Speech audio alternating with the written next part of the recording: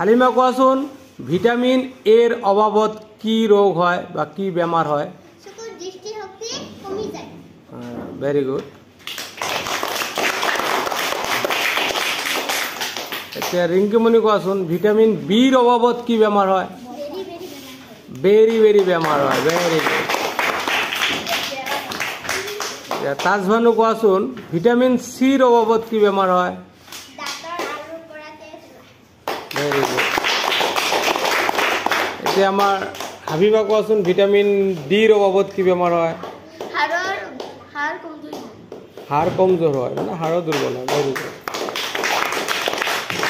তুমি কোৱা ভিটামিন কেৰ অভাৱত কি বেমাৰ হয়? ভিটামিন ইৰ অভাৱত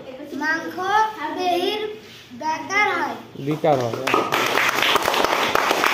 এতিয়া মই কৈ দি আছোঁ ভিটামিন কেৰ অভাৱত কি হয়?